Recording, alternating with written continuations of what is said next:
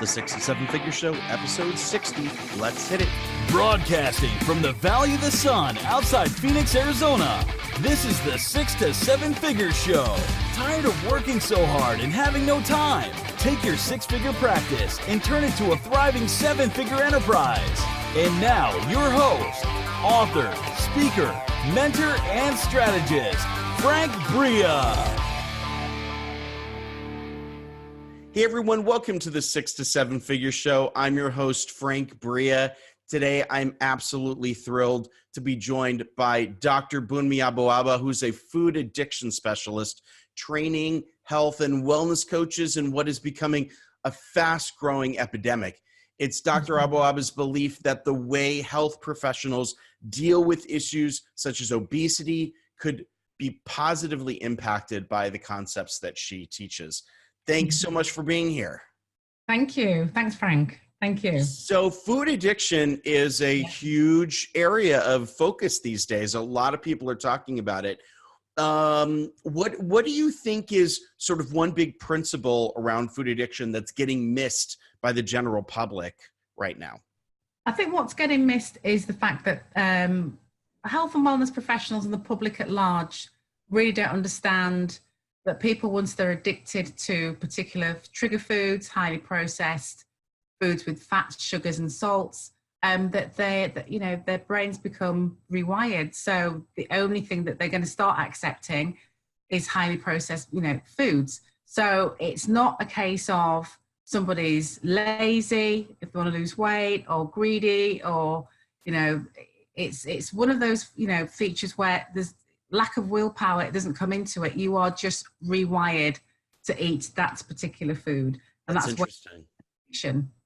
Yeah, I mean, there are a lot of people who are talking about wellness and using foods and particular kinds of foods to either lose weight or to overcome illness.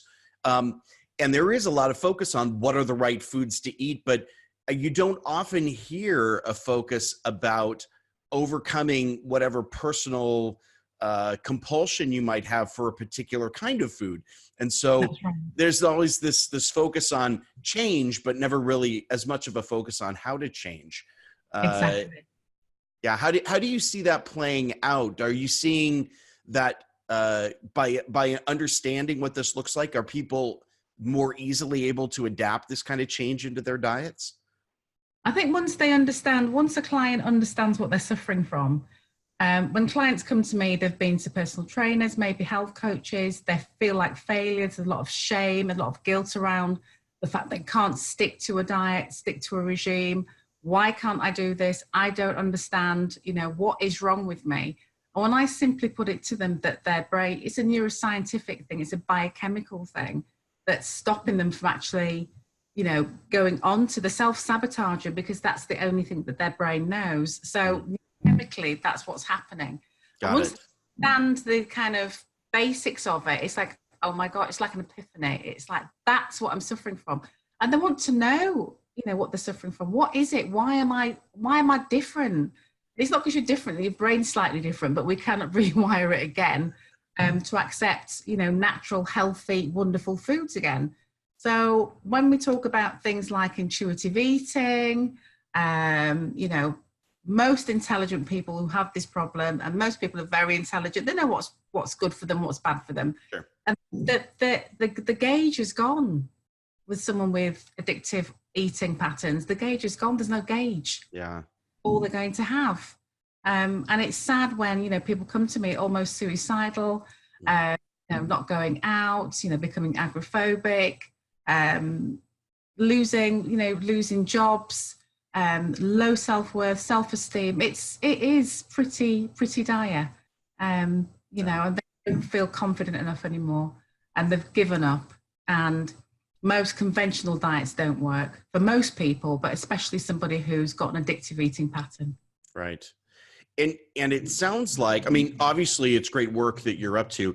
It sounds like when health coaches themselves are missing this component, that it can really help them get better success for their clients. Tell us a little bit how you're working with other health and wellness coaches right now in this area.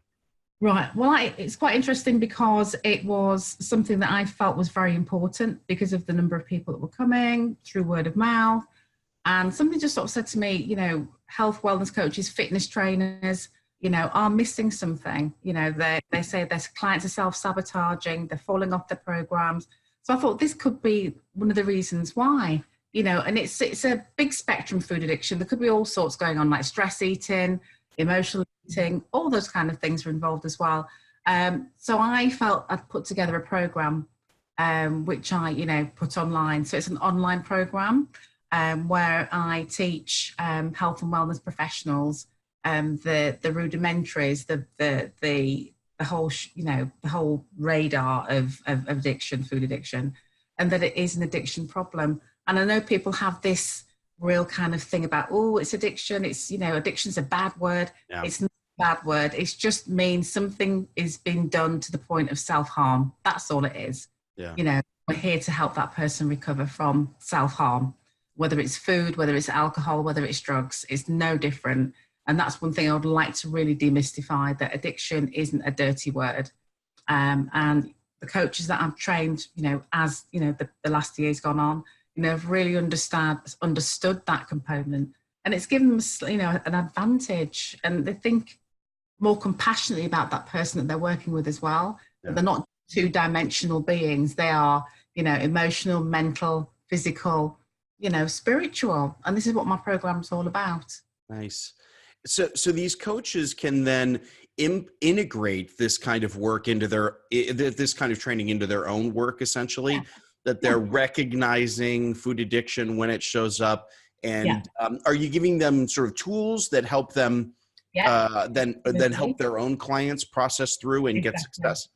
Yeah. So like the signs and symptoms of it, we're talking about things like, emotional interviewing, looking at their motivation, their bliss points, their hopes, their dreams, but we're also looking at mentoring them. So it's not just the health bit, but it's mentoring them, mindset work, and recognizing of an addiction, and recognizing that in that program there needs to be relapse prevention. So there's tools like helping them with trigger, cravings. Somebody who's got body dysmorphia, a lot of clients maybe come into them with a dysmorphic problem. We know how to, body image, we know how to help them with that, etc. So there are a lot of different angles that might be showing up for a health or wellness coach that's having trouble with individual clients getting results. Yeah. What kinds of things should they be looking for? So as you're talking to health and wellness coaches and they're looking at their own practice, what are some signs they should be looking for where they should then think, you know what, I may need to get extra training in this, and that might actually help move things along? The number one thing a lot of personal trainers have said to me is self-sabotage. Clients are falling off, they're losing the weight, and then they're falling off very quickly, gaining the weight. They've asked them, I said, go back and ask that client why it is. So this is research for them. And it is, I cannot stop eating that particular thing. No matter what you say to me, I have to have that £5 bag of M&Ms, etc. So it's difficulty stopping something, eating to the point of, they're ill, basically. So it's a complete binge. So they're binging, there's triggers, there could be emotional upsets at home, work. So these are the things that trigger people, to go back, jump off the wagon and start doing what they're doing. Low self-esteem, low self-worth. So this is where, you can carefully assess somebody. Somebody comes to you and said they are self-sabotaging. Personal trainer or health coach will immediately think, right, okay, let's go through a little bit of an assessment here.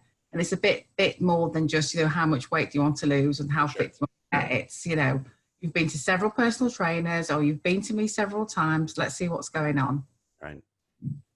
And that sounds like it also then gives them the ability to increase the percentage of success they're seeing with their clients, which in turn helps the business. I know we're talking about a very, personal, intimate thing when you're helping individual clients get over these emotional issues, but in turn, the value shows up in their own business as well, as they're able to help more people and get better success for people. Exactly. And then, more referrals, more recommendations. Right.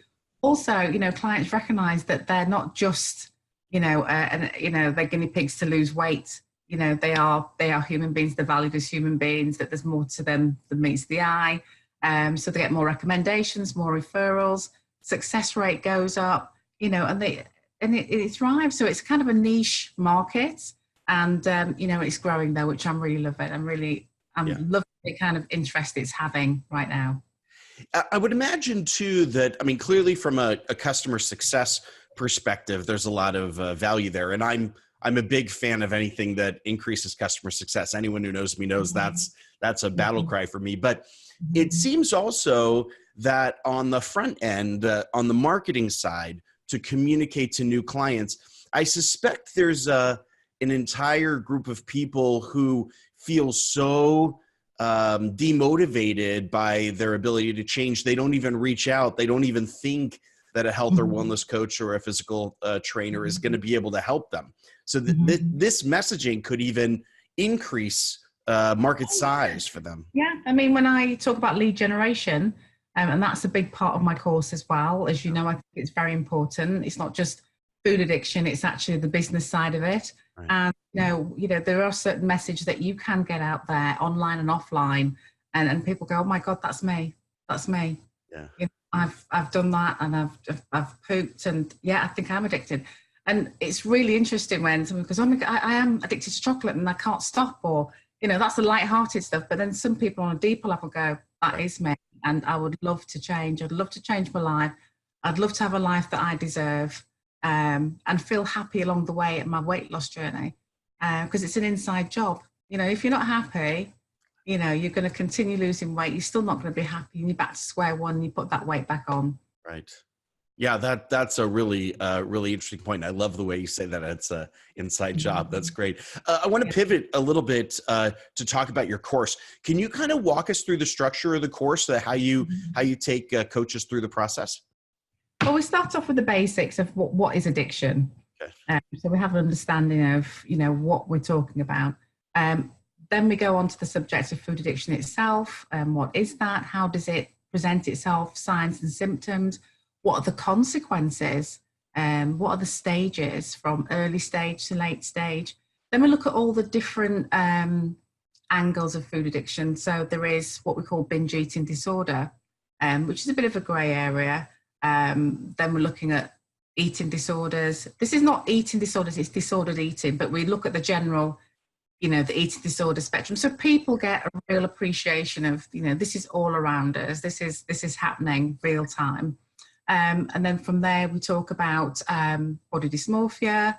We talk about body image, which is massive at the moment. We've got social media on the rise. So we are dealing with clients who have, body image problems in a big way, and how to help them with that. Then we look at how we assess the person, motivational interviewing, how we actually get them to open up, and then see what the issues are. And the issues could be, pain, biochemical, I just can't stop eating this. And then we look at how we actually unchain the brain bit by bit by bit. So detoxing them, not as a diet, but removing those trigger substances bit by bit, and the trigger foods that set them off, the trigger situations, the people that trigger them, the environments that trigger them. We'll look at all of this, what's happening in the home. We talk about a safe home. There might be a family enabling that person to on eating because that's what they do. So we all the ins and outs of a person's life, and see how we can actually help them, navigate that with losing weight and cutting this addiction as well, whether it's so it's quite in depth, and it depends on how in depth you want to get to. Then we create what I call a recovery capital, so a kind of recovery program, because as I said, I'm an addiction specialist, so I think recovery just means healing, and healing from something. So that person is in recovery, a healing journey. So we look at the spiritual side of things. Not in the spiritual side is, what is your thing that going, what's your bliss? What's your mental health like? So we go through that. So we're not therapists. We're not here to be a therapist, but we're here to be a mentor and collaborate with them to get them well.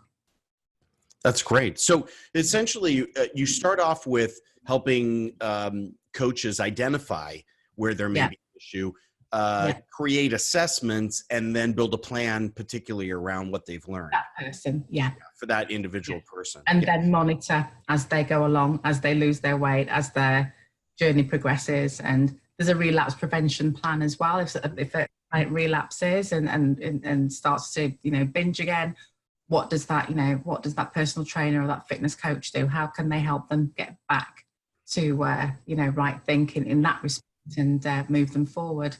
So we meet the where they're at and move them forward. Yeah, weight loss might be the very last thing, it's inside bit right and happy and fulfilled and moving forward. Well, one of the things I noticed that you were saying was you specifically said, this isn't a diet, this is a recovery plan. That reframing, I think, it's got to be important to coaches, because this is, they're probably, especially those who are working, with the nutrition of their particular clients, are probably looking at the first stage of what they do as some kind of a diet or nutrition plan. But that this feels different. This feels like a tailored, emotionally centered way of reframing things. So that shift has got to be a powerful one for these coaches. It is a paradigm shift. And I think, as I said, we are kind of, 4 or 5 dimensional, personalities, and we have to look at the whole person if we're going to approach this differently. And there needs to be a paradigm shift. We're looking at a world where we've got an epidemic of obesity, mortality rate, children are dying before their parents now. There's diabetes, the conventional medical system's failing. Full stop. Diets are failing. Full stop, period. Yeah, that's a really good point. All the time. Yeah, we live in a very hectic lifestyle, very stressful environment. So our brains need to shut down. The stressors are huge. So we're looking at food, we're looking at alcohol, we're looking at the brain needs to self-soothe at this point in time in the 21st century. So we're looking at all sorts of gadgets, gaming, video gaming, gambling, sex, shopping, the whole thing. Right. And behavioral triggers seem to be a powerful motivation these days. Well, one of the things that you had mentioned earlier is that you also help coaches with some of the sales, marketing, lead generation to help them leverage this. Can you talk a little bit about that as well? Well, when I came into recovery coaching, one thing I realized, and with all the other things that I've done, I'm a dental surgeon by profession. That's my original profession. Oh, wow. And what I realized was we don't have any business side to it. So we learn the actual tools of the trade, but then we don't know how to generate clients. And that was one thing that I realized when I was doing my recovery certification, was that what do you go from there? So I sort of took on a business coach who talked about the importance of lead generation. It's all great having a great program, but you need to find clients. So that's what I've incorporated in my program as well. And I'm really kind of passionate about that. And so it gives, clients, personal trainers, fitness coaches, whoever, that confidence to kind of reach out, online and offline, and to be able to find their ideal client, to be able to, simple systems from Facebook or LinkedIn or, what are the best posts that you can get out there to attract, those yeses, and how you follow up and, don't give up and all of that, and put packages together that are attractive and, and pre-sell your packages, pre-sell your courses, start to find out what your target market, and might be all personal trainers and all fitness professionals and all whatever, but we've got different target markets. Right. So how does the message tailor to your target market? How do you find them?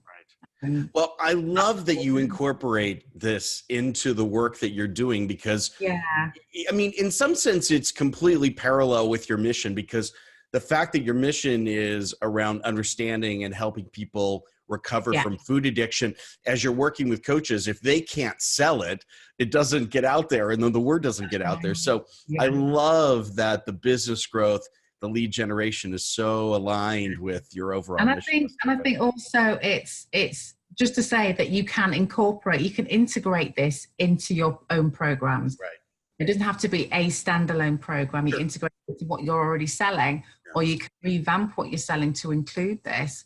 But as a standalone, it's also quite good. Well, and it's a skill set that's probably missing from a lot of coaches, and therefore, if you can't address this particular issue, there's going to be a blind spot out there for you. And it's getting bigger. Yeah, the percentage. Oh, yeah, for sure. It's a big area. It is. Dr. Aboaba, this has been terrific. Thank you so much. Unfortunately, we're out of time. One last question, though, that I want to ask you. As coaches are listening to what you're saying and they're thinking, hey, this might be something I need to investigate, what's a great way for them to get in contact with you? Okay, they can contact me on LinkedIn. I can send some information through, Bunmi Aboaba, or Bunmi at thefoodiddictioncoach.co.uk. So drop me a message and I'll happily send some information or jump on a call. Great. Well, we'll play the link to your LinkedIn profile here below the video on the show notes page. If you're on audio, if you're out about listening to this, come on back to the show notes page and you can click on through as well, or just a search her on LinkedIn. But we've got the links here for you. Thank you so much for being with us. You're very welcome. It's been an absolute pleasure to chat with you. You're doing very important work, so I love that.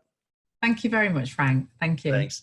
And thank you for being with us today on the 6 to 7 Figure Show. I've been your host, Frank Bria. And if you're in the health and wellness space, looking at the emotional center points of the success of your clients, if this is a blind spot for you, highly recommend you reach out and contact Dr. Bunmi Aboaba. Thanks so much for being with us. And thank you very much. Again next time. Take care. Thank you. Bye. Bye-bye.